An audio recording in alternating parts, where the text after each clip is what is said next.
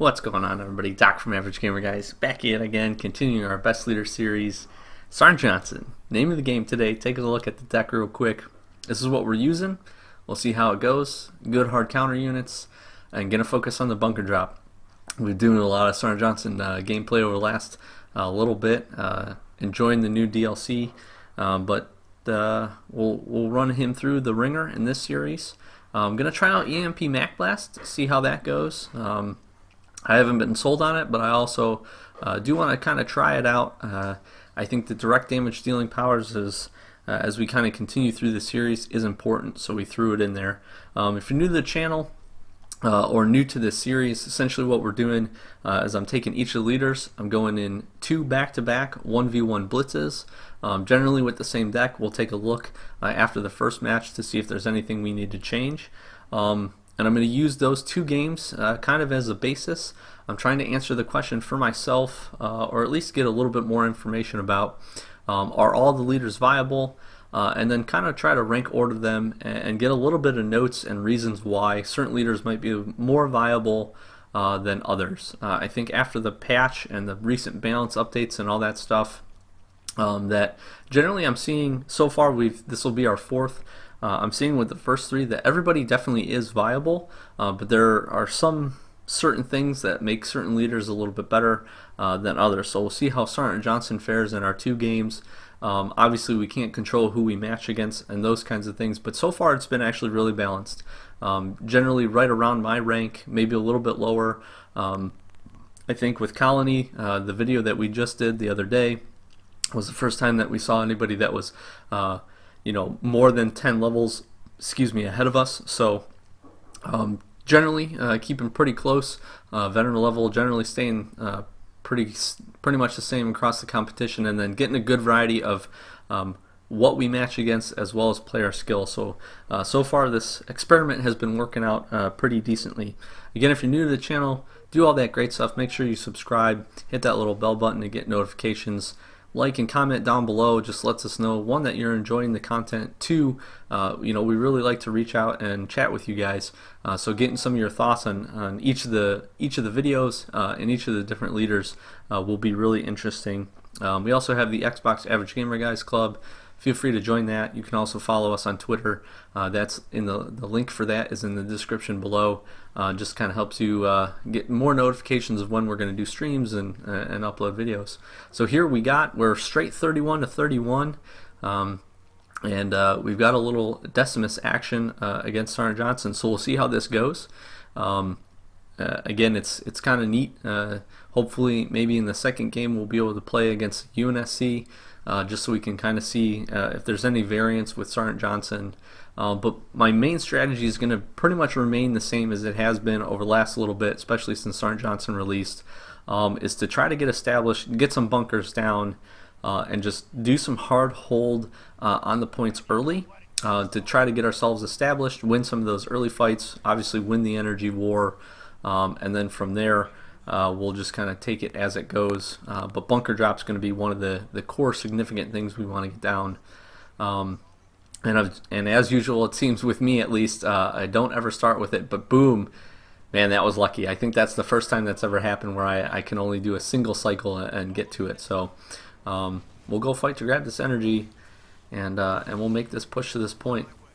Bunker drop, honestly, is probably my favorite leader power, at least for Sergeant Johnson, and one of the more unique things that we're going to see overall, I think, for this game, to be really honest. It is just, it's so good. I mean, it provides such a good capability, and here that's a real standard play for me. Get the bunker down, get a Nightingale above it. I'm obviously saving a little bit of energy because I didn't have to cycle a ton. But that is the defense that I want. Obviously he's not pressuring it. He's going to get the second energy core, and he's amassing himself a pretty good little army here. The starting army is pretty decent for him. I think we've got some good, again, I like Sergeant Johnson's starting army too, because it does have a good capability to fight just about everything, especially the fact that you can drop it all in a bunker. You've got the sniper for a hard infantry counter, you've got some marines that kind of generally do everything for you, and then the 2 Cyclops to take down vehicles is pretty solid. At this point, he's not pushing forward. He's doing a great job of establishing on that ridge above A, which is obviously a little bit of a concern for me, but not pushing to any of these other points. He's going to let me, I think, get a vulture up here, which is also kind of my play style, especially if I don't have to make that initial fight or anything like that. I'm going to try to be the first to get one really solid unit, and the vulture is going to do just that for me. I'm going to move that marine forward just to kind of place myself in kind of a mid position. I'm going to get this jackrabbit and just kind of try to do essentially what he's doing up above A, spread myself out for some energy grab between B and C. I'm actually going to move this guy forward because I'll be able to beat by foot and speed anything that he's able to move. So here we go. We got this first wave coming in, and this is why the vulture for me is so critical. He's doing a good job. He's going to kill this infantry unit. That's totally fine. But you're going to see I was able to target in and get a vulture or the Phoenix missile to drop in. So here we go. I'll then pull this guy back. So we'll get some decent damage off of that. Probably kill just a few units. I got the sniper inside the bunker, which the sniper's range is just incredible. So it's absolutely awesome to see that. And really happy that I was able to, call them in. I'm going to move this sniper, I don't think, forward. I tried a Vanguard. I think I didn't grab any of that energy. So he's definitely beating us again in the energy war. But the reason I didn't mind playing that Vanguard Wolverine right there, for the sole fact that I'm actually going to have now a very good setup to counter everything on B. So I've got the Wolverine, I've got an additional sniper. I'm going to move them up onto the ridge so they don't take the direct damage. Wolverines actually have quite a good range on them. And obviously I'm going to focus those guys on killing any of the healing units. But at this point, we've got our Phoenix missile back up. He's going to move this in to attack. I'm going to use the Phoenix missile right away. That's the one thing I can't stress enough. Make sure you use your Phoenix missiles. Use them almost as quickly as you can. That was a great Phoenix missile. And then I'm just going to hold for this EMP Mac Blast. And because he's got a pretty core group of infantry, that really just smashes it right there. The snipers really finished it off. And that's pretty solid. And that's going to get... Oh, that is going to get the forfeit victory. That did it right there. The Phoenix missile, the EMP Mac Blast. I was still worried a little bit about obviously the energy and how much the Mac Blast damage was going to do, but it obviously did a great job right there against the infantry units. Exactly what I needed. At 110, pretty decent. And I mean, he was beating us in the energy war, but I think at that point he had a pretty tough hill to climb. I think the only other option for him, I wasn't going to push to A. I think he could have made a push maybe over to C. But I think this is the deck, and I think we're going to just roll with it. EMP Mac Blast did exactly what I needed to do, and having the sniper, having the Cyclops, and having the Vanguard Wolverine in conjunction with the bunker, it feels like a pretty solid game plan and pretty solid deck. So we'll run it into this second game, and hopefully we'll see similar results for game number 2. But again, one thing I see people do a lot, just make sure when you call that vulture in, especially if you call it in your base or you're able to call it in and let it get back to full health if you're calling it in fatigued. Use that Phoenix missile initially. Get that initial damage done. Try to choose a smart target to lock onto in that group. I tried to kind of put it towards the middle at least a little bit.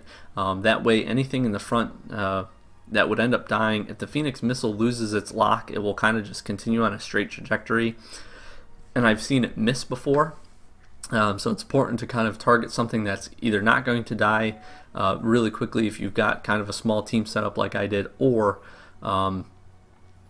make a target that you really need to take down with it. And then putting it obviously into the middle of the group helps because it does have a small splash damage, a small AoE. So we got a rank 13 here. We're definitely a little bit on the advantage, but we got Johnson against Johnson. So I got my wish. We'll have a Banished and a UNSC fight here. And this will be interesting. I've definitely seen, as I've been messing around and testing with Sergeant Johnson, the first one that can get a bunker down and established usually has a pretty decent capability to at least take away in the initial game. Obviously, the person that gets more bunkers over the course of the game is obviously going to do well, but if you can get your bunker down first, especially if you come to a fight on the same point, you really do give yourself a really good advantage. So that's going to kind of be what we try to do. My general strategy for ones is always to push to B, because I do want to control the midpoint of the map for a few reasons. One, it allows me to move to grab energy actually a lot quicker, because a lot of it's centralized generally around the middle of the map. Two, obviously if you can get set up on the ridge between B and C, you're doing pretty well. And I think this right here is the first time I've ever had a bunker drop in my starting hand, which is crazy to think because I've definitely played quite a few games. But you're going to see here, I'm going to get this bunker down. I'm going to get these 4 guys in here to include snipers, marines, and that is going to essentially win me that fight right there, which is really solid. I'm very happy with that, and that was the strategy from the beginning. The other crucial thing being the fact that I have the capability now to really just put that Nightingale and let things go to work as they will on that point. I see he's got a Mantis, I see he's got his Cyclops coming over, but we will grab this energy, and the energy, I was going to say, should drop just above C. That's the one flaw here. I don't have anything that's going to be able to really quickly go grab this, so I think I just kind of back off from this. I will use the Cyclops here to kind of fight this this Mantis, which that's the other significant advantage that I have, I think, with this deck setup, is just the fact that I don't run the Mantis, I don't really run the mech side of things, and I think that actually really helps me because it makes my Cyclops a ton better. And having the sniper here is just brutal, especially since he can't see mine. So we're just going to kind of just keep picking off some infantry here. I think I end up getting this guy up over to help out. Do I call it Jackrabbit? Yeah, get a Jackrabbit in there, kind of contest this point a little bit. Obviously not a great contest and not a fight I want to have with that Warthog there. We do lose the sniper, but again, the range from the bunker and the units inside of it is just huge. It is just absolutely awesome. So obviously he's doing a great job of holding A and C, which is a very viable option, and a route that you can go. Especially he sees that I'm really well locked down onto B, and probably doesn't want to mess with it a whole lot. So here I think we're going to go over. We're just going to kind of try to contest the point. He's obviously got a little bit less set up, not really a whole lot set up on A or C, but I think C or A here, excuse me, is going to just give us the better capability to get in and kind of get this fight. I know that obviously this Hornet's going to be able to take down that veteran Jackrabbit, so that's the fight that we'll make there. He's bringing some units in, and again, small contests of points it is pretty critical. You know, that buys me a little bit more time. It's obviously allowing me to get set up pretty good. And at this point now, I think I'm able to grab 2 of these energy cores. Yeah, I am. So we'll move these 2 guys over. We'll grab these 2 energy cores here. And again, like I said at the beginning, good to be set up on B because look at those 2. I mean, I guess there's kind of equidistant to A, so he has the capability to kind of get set up. But since I'm so set up on B, I really don't have to worry about too much. And he's going to bring the team in here. And you can see just how well the bunker is doing. I obviously got a veteran Cyclops off to the side. I've got some other things, but the sniper inside the bunker is just absolutely tearing these infantry units up. And the Mantis, they really don't stand a chance, especially when you have 2 Cyclops. And that's kind of why I went this direction with this. So I'm going to go over, I'm going to grab A. I'll get a siege turret down here to kind of help push things in my favor, I think. I think we end up dropping the Vanguard Wolverine because it's got Rush over there. So we'll do that, and now we're essentially really turned the tide of the battle here. He's got a Jackrabbit. I'm going to try to get this thing killed because at this point, I don't have anything that's going to be able to go and grab that energy, which I do want to go do. But at this point, I do also want to keep and get these guys healed up. And I'm going to get established here. I'm going to drop the second bunker. B and C is really what I do want to hold. But the fact that we've got all three at this point is not terrible. I'm okay giving that energy up. And I definitely want to get this team established here. My plan there, dropping that second Nightingale, one, obviously we want to heal things up, so we want to get that team back up to full health. But also, I'm going to eventually take that Nightingale, I'm going to move it over onto C, because like I've said before, if you can get a bunker, you put a good variety of stuff inside the bunker to include a couple Cyclops, and at this point I think I'll try to put 2 snipers in there. If you can get that team set up inside that and then throw a Nightingale above it, you put some anti-air like a Wolverine, you're going to be setting yourself up pretty good. So again, Veteran Cyclops, very solid unit. I'm actually going to just try to take this energy core down and grab it, which I think I get just about all of it. I obviously got this one over there, so we'll move these guys in. And at this point, I'm feeling pretty good about our setup. I do exactly what I said I was going to do. I'll move this Nightingale over. I do still need to fill in and drop a few things into that bunker. But I think here at this point, based on kind of, it's important to kind of use your peripherals a little bit and just kind of watch with the setup, seeing how many different dots they have on the map kind of lets me know if I'm facing slightly bigger group of units, or maybe more specifically just a few large units. And here I see him kind of setting up to get kind of a bigger group, which is why I want to be able to bring in the Vulture just for the Phoenix missile like we've seen in the past. So at this point, I feel like we're pretty well set up. We're going to defend B really probably pretty well, depending on what he brings. I see he's got a Colossus, he's got a couple Mantis. I think I'm kind of in indecision mode here. I know during this game because again I do want to set up C. I want to get it established, and I think that's what I end up doing here. And as soon as I call that in, I kick myself just a little bit because I see him bringing his group in. But I've got enough for the Phoenix missile. I've got enough for the EMP Mac Blast, which is what I'm gonna try to target here, and actually do a decent job of getting. We get a little bit of that stun, but the damage actually just barely pushes us over the edge. But you can see the bunker didn't even barely take any damage. It didn't even lose health, it just went down to the shields. Buys us enough time to get the siege turret up and going, and at this point, I mean, this is just a tough fight because he has to try to contest up on the ridge, but I'm obviously pretty well set up there. The 2 bunkers in between do a great job of being able to fire because you're getting essentially 2 sniper fire.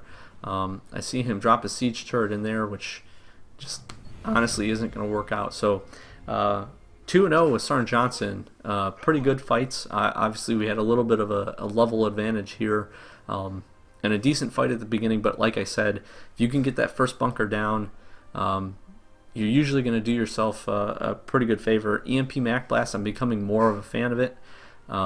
And I think, again, that direct damage dealing power, while not the most damage of the leader powers that we can have, definitely helps. And at 110 energy is very competitive. So this is the deck.